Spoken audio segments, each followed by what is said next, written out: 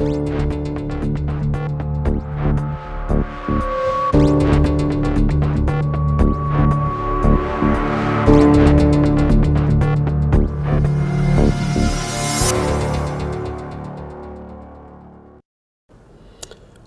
to Tough Talk.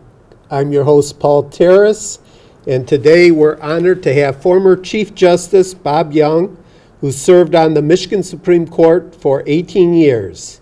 He grew up in Detroit and graduated from Harvard College and Harvard Law School. He is a fierce defender of the rule of law, insisting that judges follow and apply the law, not make it.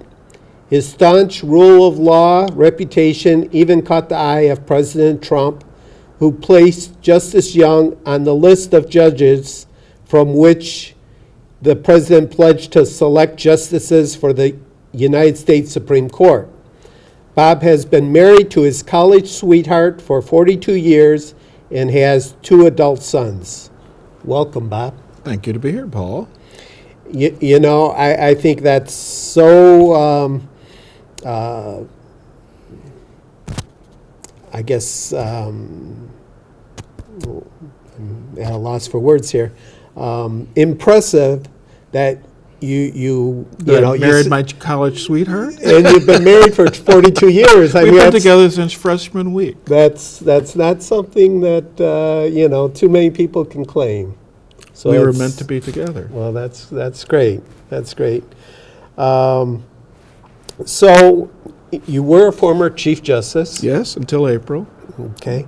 Are there 1 or 2 opinions that you wrote that you're particularly proud of? Well, I think probably the most famous and the most accessible to the public was my Hathcock decision, which upheld the constitutional prohibition on the government taking your property and giving it away. Our Constitution required historically that the state could take your property for a public use. In other words, to make a roadway or something that the public got to use.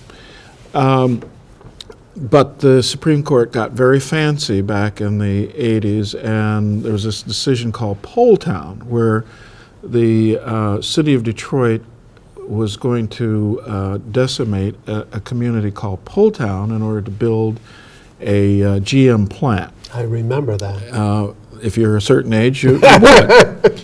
And it clearly, a privately owned plant is not a public use, and it didn't fit, but the predecessors on the Supreme Court determined that it was going to generate a lot of income, tax income for this city of Detroit, and that was sufficient, so they transformed our Constitution from protective of our property rights to promotion of taxes. My decision in Hathcock reverted back to the constitutional value to protect property rights so that only property could be taken by the government for a public use. And about 6 or 8 months later, the United States Supreme Court in a case called Kelo went the other way and allowed under the federal Constitution, was exactly the same as the Michigan Constitution,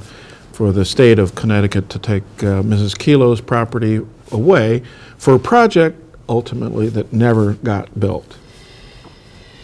So I think when you are a constitutionalist, and I am, I always carry this is, when you are committed to this, then you want to make sure that the government stays in its zone and that our liberties are protected. Well, I would think that decision would warm the hearts of many libertarians and conservatives. Anybody who owns property or wants to own property should be happy that in Michigan our Constitution protects your property. Now, with that U.S. Supreme Court ruling, does that nullify? No. We, as you know, this document creates a federalism such that there is a sphere of responsibility that was delegated to the federal government, but the states retain their own individual state sovereignty. So within Michigan, Michigan property is governed by Michigan's Constitution. All that the Kelo decision said is that the Poletown decision, which set off a whole boomlet of takings across the country, that those kinds of takings to create prosperity or taxes were not an offense against the federal Constitution. But each state retains its right to interpret its own Constitution. So thank God for federalism. Okay. Is there another opinion that you're particularly proud of? Well, another one that, I mean, a lot of what I did in the 18 years on the Supreme Court was reintroduce the rule of law to a judiciary that had been historically doing whatever made judges feel good. So that the whole trajectory of my work and my legacy, I think, is preserving the notion that judges too are subject to the rule of law. And so basic concepts like contract principles and liberty to contract, those are I think very important to the stability of our society. They aren't really exciting to the public, but they're important. I guess the one that would be most of interest would be the case in which I affirmed the right of the state to insist on photo IDs as a precondition for election. We have in our Constitution, our state Constitution, a purity of elections constitutional requirement. And certainly preventing people who are not authorized and eligible to vote is consistent with that principle and avoids the dilution of the votes of people who are entitled to vote by not having people come. And photo IDs were one of those means of assuring that our elections were determined by people who are eligible to vote. Okay. Is there an opinion that where you were in the minority that you would like to talk about? I actually was pretty successful for the 18 years. There was a short period when we lost the majority where I wrote a lot of dissents. But I think the one that is, it's a concurrence, not a dissent, where the Court of Appeals had determined that when discrimination, we have a anti-discrimination statute, and they had placed more burdens on white people than minorities. So that if you were black, you had to prove X, but if you were white, you had to prove X plus something else. And my concurrence, we got rid of that doctrine because people, whatever their race, are entitled to the same law. And my concurrence was a response to the dissent, which was an exhortation of why white people weren't entitled to the same rights as everybody else. And I invoked the, everybody's equal unless you aren't. The principles there, we have to treat everybody equally under law. That's justice under law is what we do. We don't do fairness. We do justice under law. And a principle that made one set of citizens subordinate to another for whatever good reason is intolerable in our system of constitutional law. I agree. As Chief Justice, didn't you work with the legislature to shrink the size of Michigan's judiciary? Well, when conservatives are in control, genuine conservatives are in control, that's what you'd expect. When I became chief, it was apparent to us, because we had data, to show that we had 40 too many judges in the state. And so I went to the legislature with a proposal to reduce that number of judgeships. You'd think, I don't ever recall a branch of government or a department of government freely offering up cost savings, but that's what I was doing, and I thought I would be greeted with a lot of hosannas and cheers. Turns out that Ronald Reagan's aphorism that there's nothing on earth that is more like eternal life than a government job. But we got it done, and eventually that will result, the reductions that we got the legislature to approve will eventually save the taxpayers $200 million when completed. Wow. That's what conservatives do. Not only did I do that, I did something else, which was equally important. Most of the progressives in the world believe in government. The more of it, the better. They never ask whether it's effective or not. Conservatives don't want to spend any more on government than they have to, and you want to ask, is the money that the taxpayers are spending being spent wisely? And one of the things that you have to do in order to make that determination is you have to have some data, some metrics. So in order to make sure that we were serving the public well in the third branch in the judiciary, I imposed mandatory performance measures on all judges. So now we have data to determine how well each judge in our state is performing. And I also started surveying our customers, the citizens who come to the court, and ask them what their experience was like. So that's additional data that helps us understand how well the courts are performing in Michigan. All that data is now available on your court's local website. You can go to the Supreme Court's website and see all the courts, how they're functioning. That's what conservatives do when they're in power. I've actually run something in government larger than my mouth. Okay, well, now you're running to be the Republican nominee for U.S. Senate. Why are you running? I think no one sane wants to go to Washington. This wasn't my retirement plan, but there's a passage in Luke that says, to those whom much is given, much is expected. And I kind of see my campaign to unseat Senator Debbie Stabenow as my last act of public service. I have been extraordinarily blessed in my life. I've had a wonderful education. I have a wonderful wife, 2 wonderful children. I'm sort of the living embodiment of the American dream, and I'm at a stage in my life, I'm 66, I've had a wonderful judicial career, and this is something I can do. I think the state needs a real conservative, a principled conservative, a reliable conservative. We know what we get with Debbie. Debbie Stabenow is a part of the resistance movement. She is pro-abortion, for gun control. She's voted for Obamacare.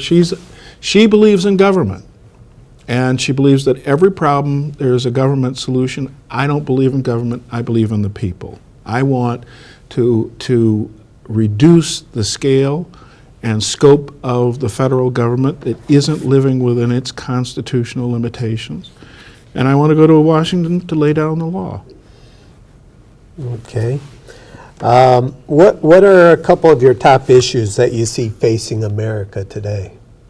Well, I have suffered through the last 8 years, fearful of how close we have driven the nation, both economically, culturally, and socially, to the edge of the abyss. And I agree with that President Trump has, I think, identified the right coordinates on our compass to create economic prosperity.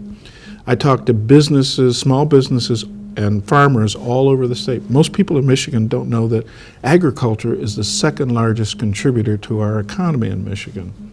I talk to all of them, and they tell me 3 things that are killing them. Small businesses, by the way, employ 2/3 of everybody employed in Michigan. Not Ford, not GM, it's the small businesses. This is what they tell me, the things that are killing them. Obamacare, it hurts both their ability and their employees' ability because of how much it costs. They're being overtaxed and overregulated. The best regulation story I heard was from a businessman down in Trenton. who wanted to build a commercial development. And if you know Trenton, it can use all of the commercial development it can. But in swooped the EPA and made him spend $50,000 on a study to determine how that development might affect the Indiana brown bat, BAT. Now here's the fun part. When's the last time anybody saw an Indiana brown bat in Michigan? It was before the Civil War. Now that's the kind of excessive regulation that's been hurting small businessmen. You know, Debbie Stabenow loves jobs. She just doesn't like the people who create them. I think the people who create them need to be empowered to do what they do best, and reducing and reforming our tax system is critical. It's job one. Replacing Obamacare is another. That everybody lied to us. They told us you could keep your doctor. It was going to drive down the cost curve. All that, they were all lies. And it's quite obvious now that it is cratering, and we need to get rid of it and go back to more market-driven alternatives to it. And finally, the regulation. The most unconstitutional expansion the federal government has experienced is the creation of the federal regulatory bureaucracy. They are virtually beyond the authority of Congress. Congress creates a statute, creates a bureaucracy to enforce it, and they create all these additional regulations. That's why farmers are always fearful of a heavy rain, because the EPA will come in and say that puddle there is a navigable water subject to our jurisdiction. Those are the things that I think we need to address. I think the president has also identified the necessity for a secure border. I don't even understand the contrary argument that our borders should be porous and we shouldn't have any idea who's in our country. That doesn't make sense economically, and it makes even less sense from a national security standpoint when we have all of these threats around the world that are focused on our destruction. I think the idea of sanctuary cities and a porous border are not just naive, they're dangerous. So I also agree with that as one of the important things we need to work on pretty quickly. Okay. One of the big topics in the news recently has been freedom of speech on college campuses and these so-called safe spaces. What's your... Are you trying to trigger me here? You have. You should have given me a warning.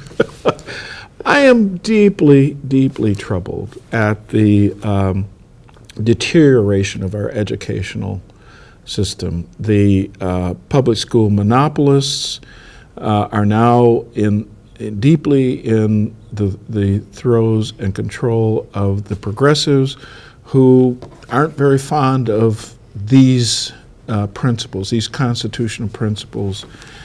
They have completely or very nearly neutered civics education so that our young people understand things like federalism and division of government into the departments and all the things that have been so essential to our success as a nation. So it is not unsurprising to me that the millennials on campuses now, who have been coddled by the most coddled generation, mine, the boomers, who cannot tolerate alternative views. And the fact that they think that views should be suppressed in violation of the First Amendment is frightening beyond belief, and I think bodes very poorly for our country that requires to have effective self-governing citizens, people that understand what our constitutional values are and that they're respectful of everybody's right, even if they have wrong views, to express them. Okay. I don't know if I need to give you a warning on this question. But Trust me, I'm not a millennial. I'm not a snowflake. I'm loaded and dangerous. okay, what's your opinion of football players taking a knee during the national anthem? I think it's extraordinary disrespectful. I just saw a poll, and I can't recall where, but they asked all of the players what they were protesting, and it was absurd. The range of things that they were saying, thought they were protesting, showed that there was no coherence to even what they thought they were doing. I think it's disrespectful. If you know, I'm not a big sports fan, but I certainly don't tune into sports to have people who are extraordinarily overpaid and undereducated in reality give me political lessons. If I want political lessons, I'll go to a rally. So I think it's disrespectful. I think they ought to play football. That's what they're paid to do and what they're trained to do. And I don't take political lessons from actors or athletes. Okay. What's your opinion of the $20 trillion debt the federal government has? That's part of what we're the abyss that I'm looking at. And we spent that in ways that did not redound to an economic growth. I think what we're contemplating now with a real tax reform, not just a embroidering around the edges, but to recover those trillions of dollars. That our tax system is so bizarre that the United States has the highest corporate income tax in the world. Now that's kind of a strange thing, but if you believe, as Debbie Stabenow believes, in government, that's okay. We've stranded trillions of dollars that should be in our economy overseas. We are strangling small businessmen because we overtax them. I believe that if we do these things that I talked about, reduce regulations, reduce taxes on small businesses that employ most of us, and we repeal and fix Obamacare, we will have an extraordinary growth in our economy. I think the Obama administration, aided and abetted by the Debbie Stabenows of the world, have been stepping on the windpipe of our economy. And what we need to do is lift that foot off and let those who can produce do so. That will help every working person in this country to have a robust economy where people are investing in job creation rather than figuring out a way to avoid taxes. Okay. We've had this so-called war on poverty since the 60s. $22 trillion worth of a war. The poverty rate is the same as it was in 1967. That's what I'm talking about. This blind faith that people like Debbie Stabenow have in government, they never stop to ask, should we keep spending money like this? I opened my campaign on the plot of my family home. It's a plot now. It's a grassland. Nothing exists there. It was a vibrant, not a great neighborhood, but it was alive when I was a kid. $22 trillion later, it's a vast wasteland in the city of Detroit.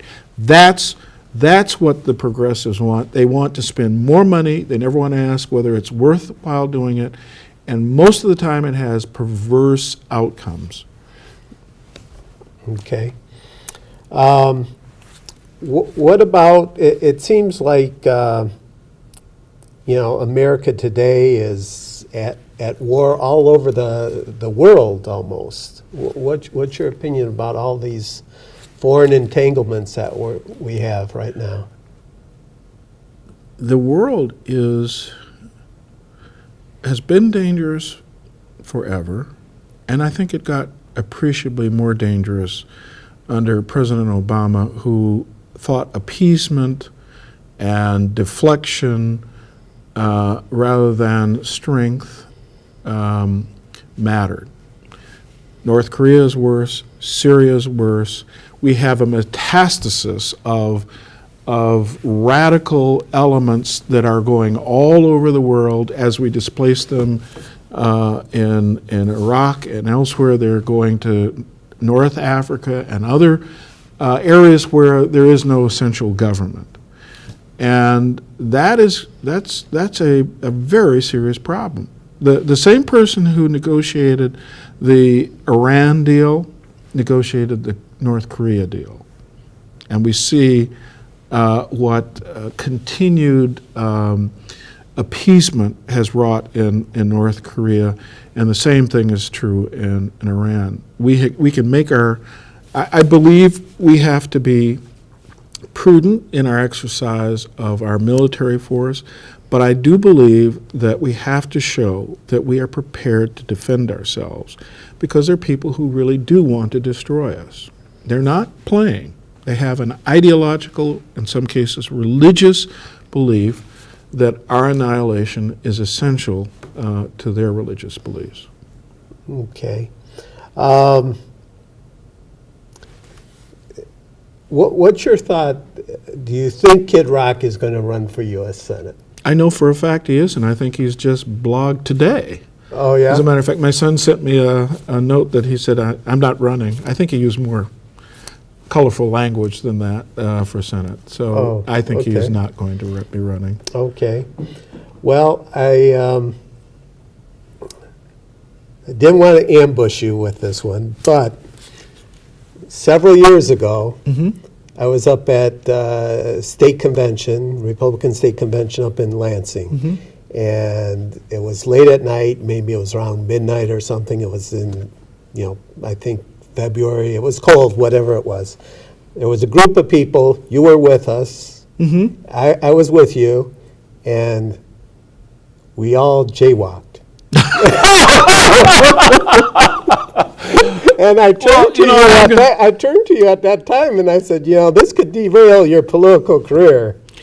Well, my life is so boring and rule-bound that if jaywalking is the worst I have to account for, I can live with that.